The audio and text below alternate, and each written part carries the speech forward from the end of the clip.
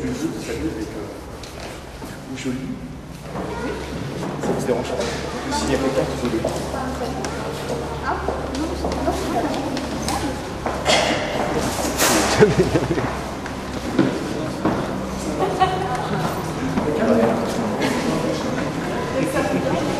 Pas de débordement. Et il y a du monde maintenant. On était autant.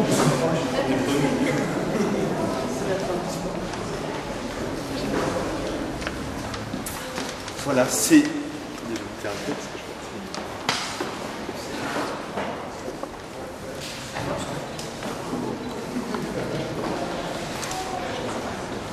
C'est un mot donc qui a été écrit par les mariés. Comme certains d'entre vous le savent, Grégory et moi, nous nous sommes rencontrés le 29 septembre 2006, mais en réalité tout a commencé 2 semaines plus tôt. Certains diraient qu'il ne leur a fallu qu'un regard pour s'aimer. Nous devrions plutôt dire qu'un seul clic nous a suffi pour comprendre que notre vie ne pourrait pas se faire l'un sans l'autre. 17 mois plus tard, notre petit Tony est arrivé. C'était un grand changement, mais aussi un grand bonheur. Si grand que très vite, nous avons eu envie de lui donner une petite sœur, et c'est ainsi que Jade est arrivée. Il y a 1 an, nous étions tous rassemblés pour célébrer le baptême de Jade. Nous avions décidé ce jour-là de vous annoncer l'engagement que nous désirions prendre. Aujourd'hui, ce jour tant attendu est enfin arrivé. Alors, c'est avec le cœur rempli d'émotion que nous vous remercions. Merci à nos parents, car c'est grâce à vous que nous en sommes là. Vous avez toujours été présents. Aujourd'hui, c'est à notre tour d'accompagner Jade et Tony. Merci à nos familles, à nos témoins, à nos amis, de nous avoir épaulés dans tous ces préparatifs. Merci à tous ceux qui ont dû faire un long voyage pour venir partager ce merveilleux moment avec nous.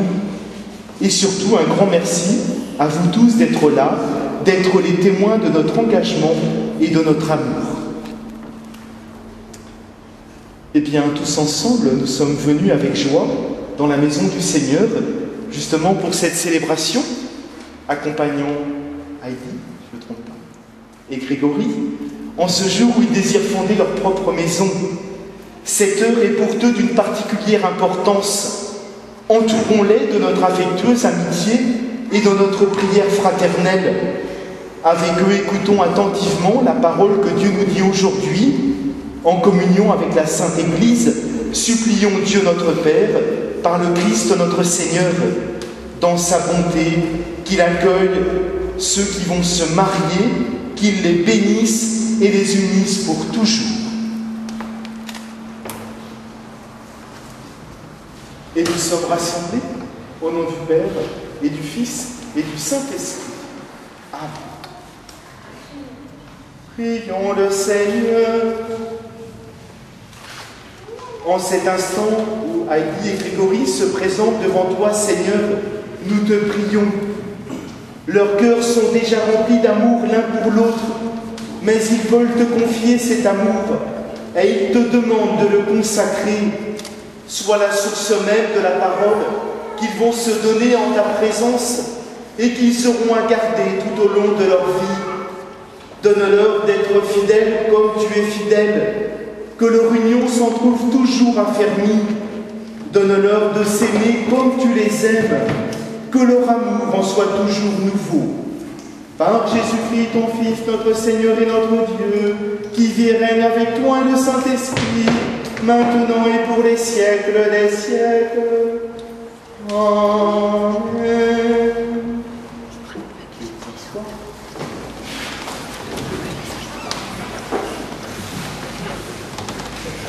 On va écouter un texte que vous avez choisi, lu par Jean-Christophe. Il est là, très bien. Tiré du livre de la Genèse.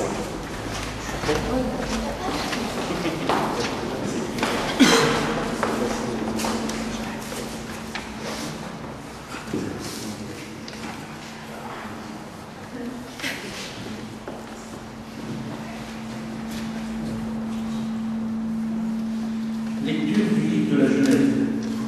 Au commencement, le Seigneur Dieu dit, il n'est pas bon que l'homme soit seul.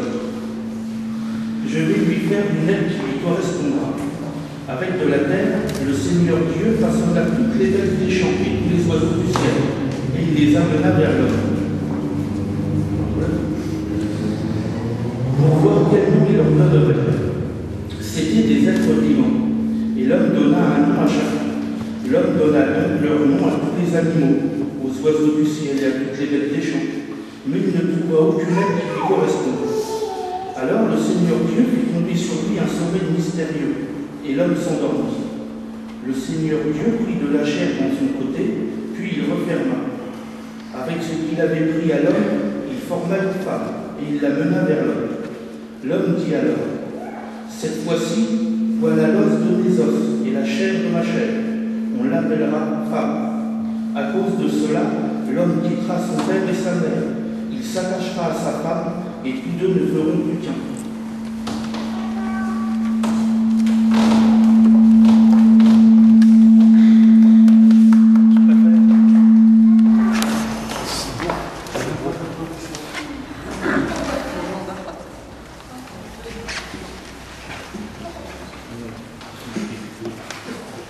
Nous continuons avec le psaume, c'est Alexandre.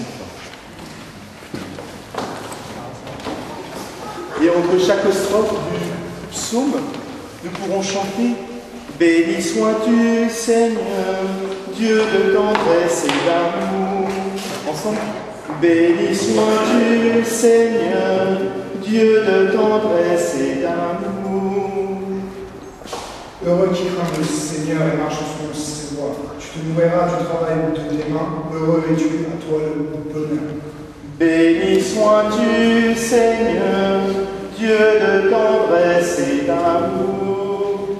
Que ta femme sera dans ta maison comme une vigne généreuse, et tes fils autour de la table comme des plants d'olive.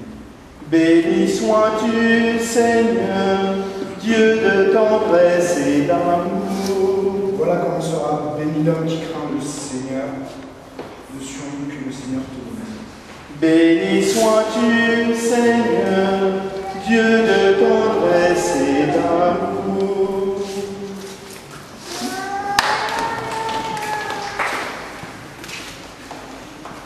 Nous pouvons nous mettre debout pour accueillir la bonne nouvelle de l'Évangile. Alléluia, Alléluia, Alléluia, Alléluia, Alléluia, Alléluia, Alléluia, Alléluia, Alléluia. Le Seigneur soit avec vous. Évangile de Jésus-Christ selon saint Marc. Gloire à toi, Seigneur. Jésus disait à ses disciples, au commencement du monde, quand Dieu créa l'humanité, il les fit hommes et femmes. À cause de cela, l'homme quittera son père et sa mère, il s'attachera à sa femme, et tous deux ne feront plus qu'un. Ainsi ne sont plus deux, mais ils ne font qu'un. Donc ce que Dieu a uni, que l'homme ne le sépare pas. Acclamons la parole de Dieu. Louange à toi, Seigneur Jésus. Je vais vous asseoir.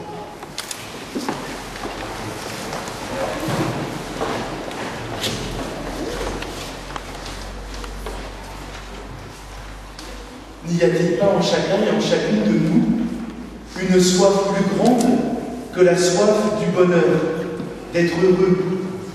Et le bonheur, il est à rechercher dans notre cœur, dans notre capacité à aimer. Dieu nous a créés pour la vie et pour l'amour. C'est un peu ce que les lectures d'aujourd'hui que vous avez choisies disent. Voilà. Alors la vie a donc un sens, et c'est l'amour justement qui en est la clé. Parce que seul l'amour fait exister. Seul l'amour apporte la paix intérieure.